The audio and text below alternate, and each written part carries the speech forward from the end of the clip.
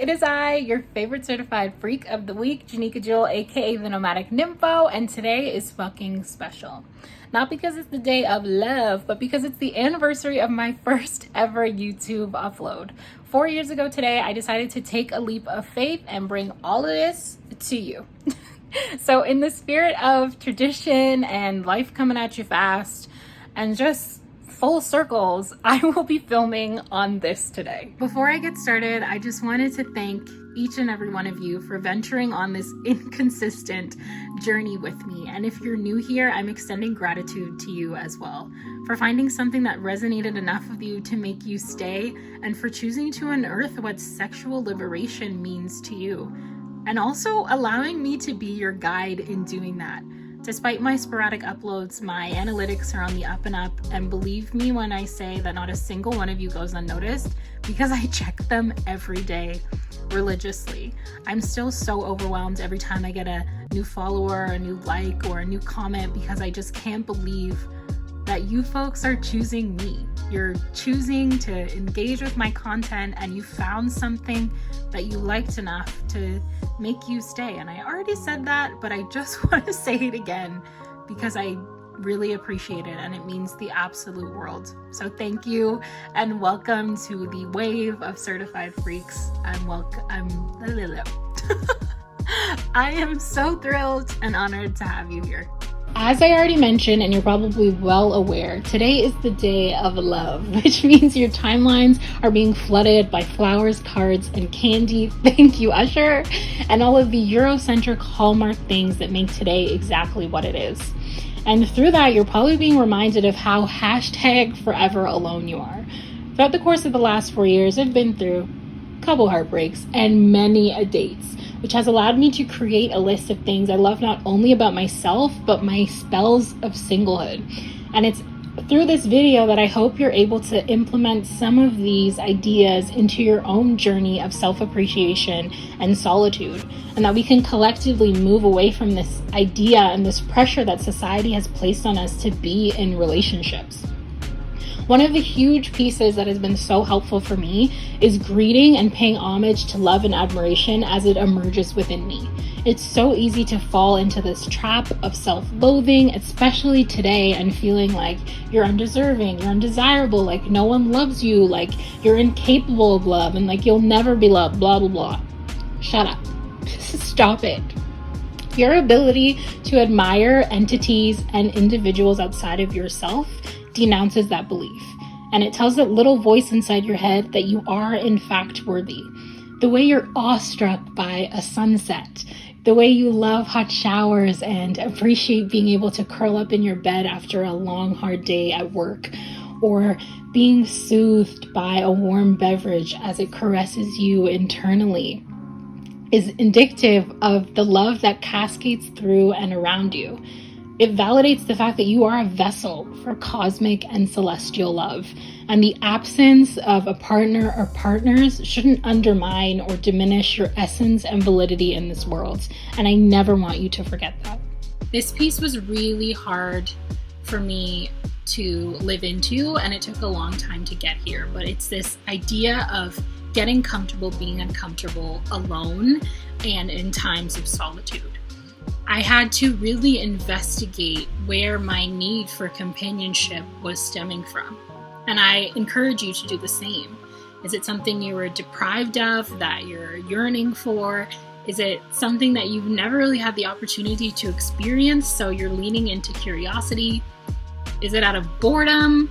Is it because you're avoiding a conversation that needs to be had internally with yourself because you're scared of what you're going to uncover? Or is it because you're tired of sitting with your flaws and faults and you're wanting to see them from someone else's point of view in the hopes that you'll love them more? There's this holistic sex educator that I really admire, Shishi Luna, and they wrote up this post on Instagram about how self-love doesn't have to come before relational love, and that in folks' ability to see us when we can't see ourselves can often be the mere reasons why we're still alive today. And I'm not trying to say that longing and hungering for a relationship is a bad thing, but I just want you to think about if there's something going on with you that you are struggling to sit with. So you're hoping to just avoid it and be in relation to someone else. I know that society has created this idea that flaws are bad, and I completely disagree. I think they are fundamental building blocks and foundational tools in who we are. And it's been in my times of being single and alone that I've been able to realize that appreciation and imperfection can coexist. And in accepting myself, I've been able to step into my true power and really appreciate who I am when nobody else is around. And in doing this, I've been able to foster a really beautiful relationship internally, and that's helped me in building my relationships in a sexual and non-sexual context. So really, really think about, what is it about solitude that makes you uncomfortable? This one is huge, but practicing the love languages on yourself. It is in my bouts of being single and alone that has set the tone for how I want to receive and experience love in my life.